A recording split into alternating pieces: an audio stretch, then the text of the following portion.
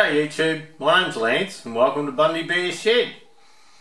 Well, the weather report. Look, the mornings are between 9 and 12 and we're sitting on around 29 degrees C through the day. So yeah, look, it's nice weather anyway, nice working weather.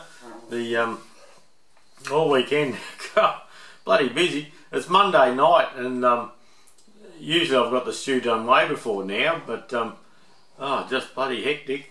I started tidying up the shed, Bundy Bear's shed, after doing the gold tractor. I still got a little bit of wiring to do, but I started tidying that up to get a bit more room, because as I had pallets of Fergie parts hanging around, they started getting spread out. You know, you'd spread them out and look for this and that. But anyway, I ended up with a bloody big mess, and so I've sort of got everything collated and back together and in the bins and all that. So I've got a good open workspace now. I still have some to do yet.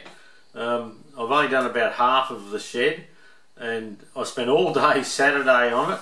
And it's very dry here in Australia and at the moment, and it's a worst drought in living memory, they're saying on the news and that. So it is bloody dry, and that bush behind Bundy Bear's shed, oh, the fuel in there, like the leaf litter and all that on the bottom, it hadn't been burnt in probably 10-15 years that I can remember, but it'll go off like a cracker when it goes off.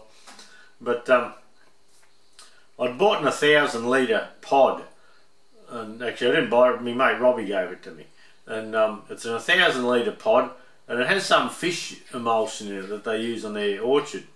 And anyway, I got that off him a while ago, and at Queensland Tractor Speeds we used to sell Aussie pumps, and Aussie pumps have genuine Honda motors on them and things like that, but you think we could sell the bloody things? All the Chinese stuff came in, like a 2-inch firefighter pump we had to sell for around 800 bucks, but the Chinese stuff that looks like a Honda knockoff, they actually come through eBay now at $300 and $200 and $400, things like that. So we just couldn't sell them. And the pump over on the dam now for pumping up to the high tank, it's an Aussie pump that we couldn't sell, and the one on the firefighter thing, well, I've put it to use now, but that's the last of them.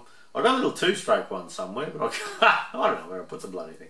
Not that I'm not really into 2-strokes. It's just this is a little 4-stroke Honda, and yeah, tiny little thing. But so I've mounted it on top of the pod, and ages ago the Rural Fire Brigade in Australia at Elliot Heads, for some reason they got a heap of hose reels, and they ended up not being to spec, or something was not right with them. So anyway, they put out tenders and I put a price in and I ended up getting one. And so there's a good 100 metres of hose on the reel, and that'll go about half the width of our property here. So I've got it mounted on top of the pod as well, and yeah, so we fill the pod with water. I can take it to any place I need to on the property with my forklift at the moment, and I can cover a fair area with it. Now it takes, it takes probably half to 3/4 of an hour to empty that 1,000 litre pod, and we take it over and put it under the high tank, and if I run the pump and the high tank and just open the taps and just let the gravity come in, 2 or 3 minutes, it's full, ready to rock and roll again. And the gravity feed, it's an 1.5-inch poly pipe, so you get a solid 1.5-inch pipe coming in gravity fed. So so that works well. So yesterday I started on that on Saturday, late Saturday afternoon. So I did the mud map, and then off to Bunnings on Sunday morning when they opened at 7 to get the fittings. And me and another bloke, he was doing he was doing an irrigation line for something or other, and here we are, both of us on the floor there swapping parts. And here, have you got a tea? You're not. Oh yeah, if I have that one. And so anyway, we got the fittings done, and the taps on the setup I already had at home here. From other projects, leftovers. You buy an extra one because you're putting a tank on here or there, or you know how it is. You can't just go and buy one. And so yeah, look, I got it all plumbed up yesterday and give it a bit of a test run and showed Judy how to work it all and how to fill it and how to start it and all that sort of thing and how the thing worked. So she said, "Oh, that'd be good for watering the front garden, wouldn't it?" I said, "Oh, well, I suppose it would." And it had a very strong smell of this fish emulsion that they use in the orchard, so so we used it all out in the front yard and that here. But we only got so far down, about down to the first bar in the pod, and the motor stopped. And I went, "God, that'd be handy." And what happened is the spark plug buggered up. It's an NGK resistor plug, pardon me, CR5H SB, and yeah, it would just get hot, and once it cooled down, I could run it for a bit, but it never run right. So off into town yesterday, and I bought a couple of. I thought, well, buy a couple of spare plugs and keep them here, and I might put a little toolbox on the side of it just so there's a plug spanner and that in case the shit hits the fan one day and we need to get it going. But what I'd worked out was that little pump on it, I had it just running flat out just to get the pressure, but I've backed it off and I've got it actually just a little bit above idle now. And I think having the throttle wide open, it was running a bit too rich, and that's probably what fouled the plug up initially. But anyway, it may have been a dud, and because yeah, that pump would never have had one tank of juice through it from brand new. And so anyway, I had run it one time, but I'd tipped the fuel out and I'd cleaned everything up, and so I resurfaced him up and put him into action. So we've done that, and then yeah, we did that. We did a full 1,000 litres of water out on the front, Judy's front garden. And then she said, "Oh well, we should go and do the orchards." And I thought, "Oh well, we may as well get to know it and work it." So so another 1,000 litres, and that went on the orchard and the mango trees and all that. And she says, "Oh, it wouldn't be bad to have one in the backyards." Another one in the backyard, another 1,000 litres out of the dam. It's just dam water. And so for the day yesterday, we ended up doing 4 1,000 litre pods around the place, settling the dust and just having a fiddle with our new toy really, and making sure it worked okay. So I've got it sitting outside at the moment, and if a fire comes in, the bush is really close, as in 25 feet I suppose, from Bundy Bear's shed at the back there, and yeah, it'd be something like that. And anyway, so if we get a warning, there's grass on the other side of it, and if we get a warning that something's coming, perhaps we can have everything damped down. And on the corner of Bundy Bear's shed, we've got a pressure pump in the shed that runs off the big 5,000 gallon tank, and so we've got 2 garden hoses, one each end of the shed, and they're fitted, ready to go. So we just got to turn the tap on and go. But in bushfire situations, sometimes you don't have electricity. So anyway, this little setup we've done, we've been talking about it for ages, and we thought, well, it's as bad as it's ever going to be here, we feel. So yeah, so we may as well just do it. So everything stopped and we did that. Then today I had to tidy up the mess that I had in the shed. You ever notice when you clean your shed up, it gets worse before it gets better? And mine was certainly the case. And God, bloody shit everywhere. And I had pallets outside, and you wouldn't believe it. And but anyway, I've got the area where I used to keep the John Deere and that all cleaned out again now. I had building stuff in there from when we were doing the building, and fence palings, and the young bloke, when he moved in come washing machines and dryers and TV cabinets and all that, and that just got poked up the back in Dad's shed. And so he's got a girlfriend, and a new girlfriend, I had it for a while. And anyway, she's got a storage unit over north in Bundy, so she says, oh, why don't we put that in my storage shed? And I said, yeah, bloody good idea, that.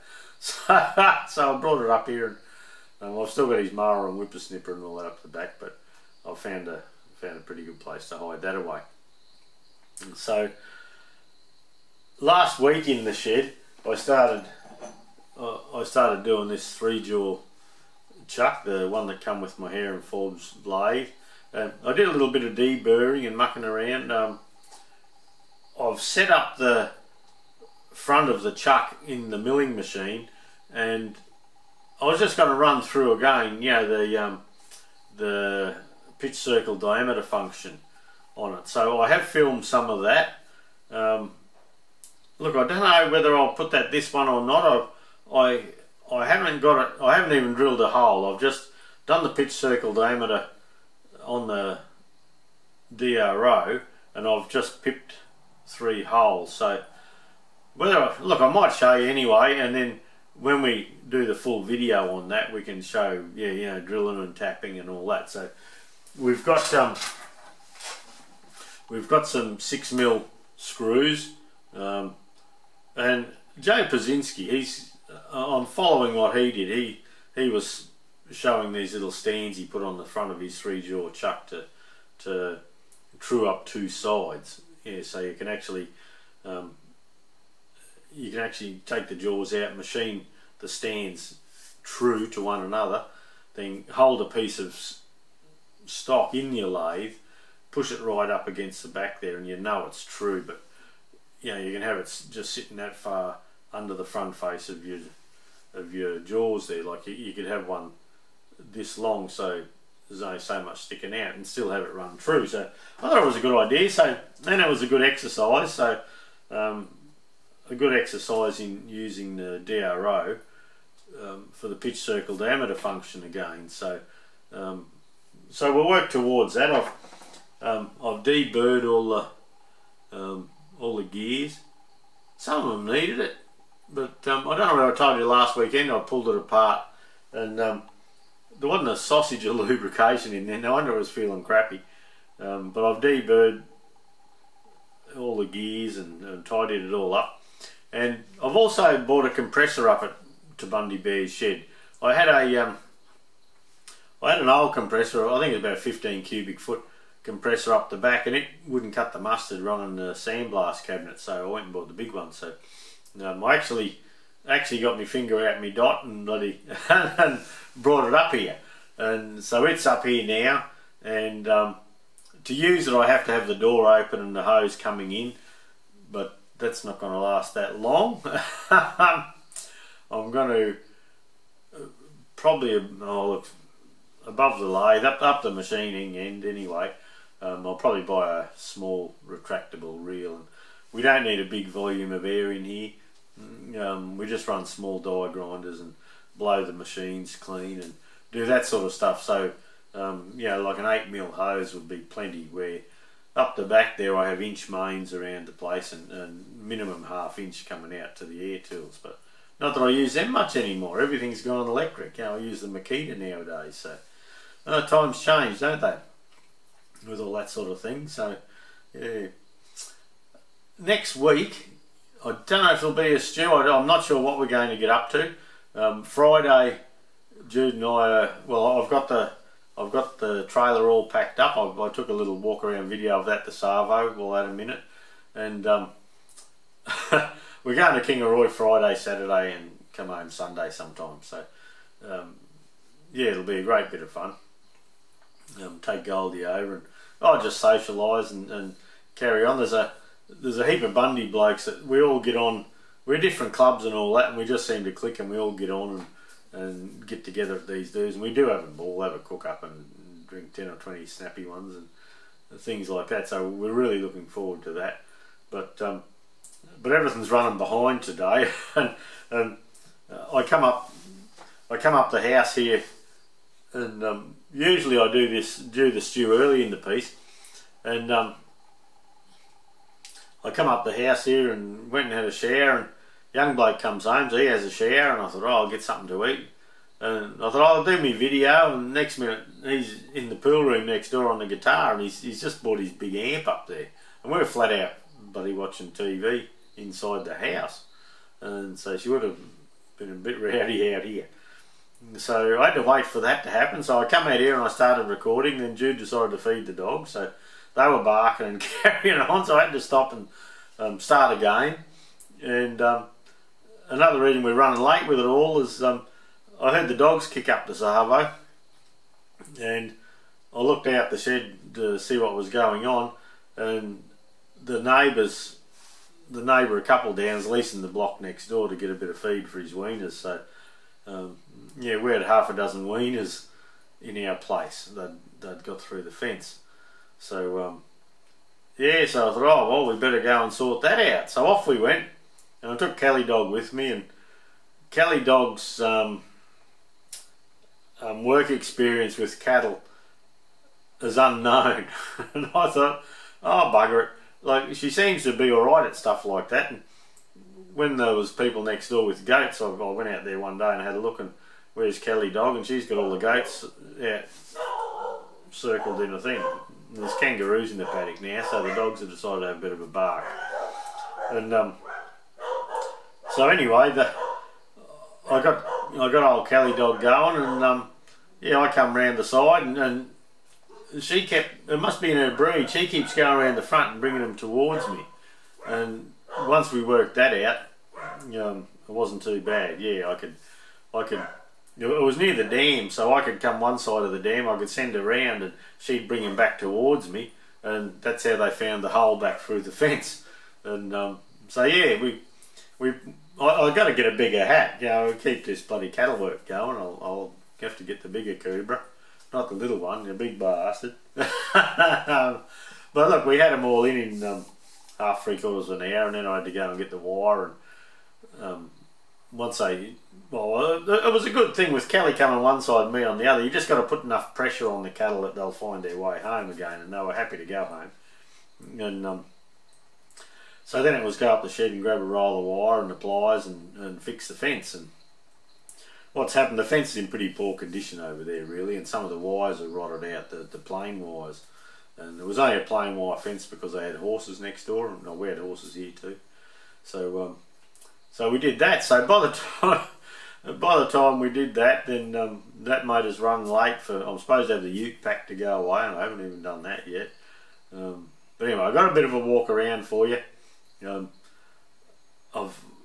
done a bit of a walk around on the little firefighting thing, so you can see that. I've got a walk around on the Goldie, on the trailer, but you've all seen that. And we'll just see. So I'll tack a bit of something on the end here, just a couple of small clips, and whether we get to the DRO part, I don't know. But anyway, look, thanks for staying with us. Yeah, like, subscribe, do all that bloody stuff you're supposed to be doing for me. And oh well, no one's supposed to be doing anything. Oh, Malk sold his tractor too, the old Nuffield. And the time comes when you got to make a good decision in life, and that's how it is. You got to be proactive and do what's best for you. And so yeah, the old Nuffield, I think she was in pretty good order towards the end there. So whoever's got it now, I haven't had a chance to watch the full video, Malk. I haven't had watching YouTube, I just haven't had the time at the moment. I've been bringing a couple of jobs home from work here. I've got a steering box over here to play with still, and a few bits and pieces. So, but anyway, I'll tack a bit on the end here. Have a good week, everyone. I'll try and remember to take a bit of footage and all that out at Kangaroo next week. Now I'm one of the local area coordinators for the Fergie Club. Well, that should encourage me to take the camera with me and get a few pictures, even just the run of the Fergies or something like that, because we'll have to do a little newsletter article on it. So anyway, we'll catch up next week, hopefully. Alright, see yous. And here we are, all loaded up ready for the weekend. This weekend going to Kangaroo, taking Goldie out. I still haven't finished some of the wiring, I just had other jobs in the way. And so no big deal, we're just going to go and enjoy ourselves. I've put a new sling up there, and I bought a new ratchet strap, a nice clean one. and the wire's still tucked up there, but over the other side there, the plough lamp's still not wired up. Might get there this week, might not. We'll see what happens. But yeah, Goldie's looking good. Zoom back out so you can see it a bit. And we've got bits of old pallets and that for firewood for cooking that we're taking. She's all chained and dogged down, ready to go. It's balanced nicely. Another couple of milk crates of wood for the cooking, and we'll be laughing. Hey, happy bloke, beer in the hand, sitting on the back of a tractor having a couple of snorts and a yarn. I reckon she'll be good fun. Well, this is what I've been doing this weekend. We've got a little Honda pump, and it's on a pod, on a 1,000 litre pod, and for the bush at the back here, yeah, look, we're out in the bush here. We have to look after ourselves a bit. This overhead tank here, that's an 1,000 gallon overhead tank, and we've got a pipe comes out of that. We pump that full from the dam for the toilets for the house, and you can see that piece of poly pipe there. We pick it up, and with the gravity feed from that tank to fill up the 1,000 litre fire pod, it takes about 3 minutes, so she fairly knocks it in. But when we come back out here, I've got it coming from the, hang on, I'll get right back out again. Coming up from the tap on the pod, comes up through, there's a drain down the bottom if I need to drain it, and comes through the pump. Now this one here, so you can have the pump running, you haven't got to bother turning it off, which can be troublesome when you have a fire sometimes. You can just keep circulating the water around until you get to where you need to use it. This tap here, that turns the hose reel off. Not that you probably ever do that, I could probably do away with that, but the hose reel, we've got angle iron brackets and all that, and the hose reel, it's a quick action hose reel. That's on, that's off, and we have pressure adjustments and fan and all that sort of thing. So I got that going, and of course Judy says, gee, that's a good looking thing, that'd be good for watering the garden. So the test run yesterday was watering the garden and watering everything else. And look, it's quick and easy to do. It puts out a fair run of water. I'll just see if we can crank her up and show you what it'll do. Right, I started the pump. Now to put pressure into the system, we just close that bloke off. Then you hear the load come off the motor, the pump's cavitating. Then we grab this baby,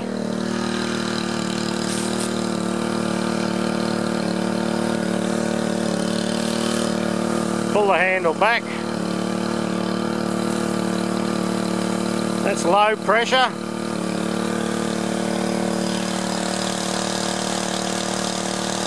That's high pressure. That's about 25 feet maybe. Now we can just flood it.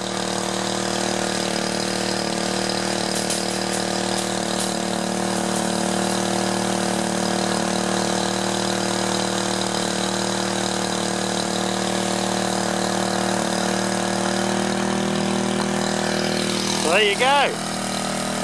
That's what I spent a lot of my weekend doing, sorting that stuff out.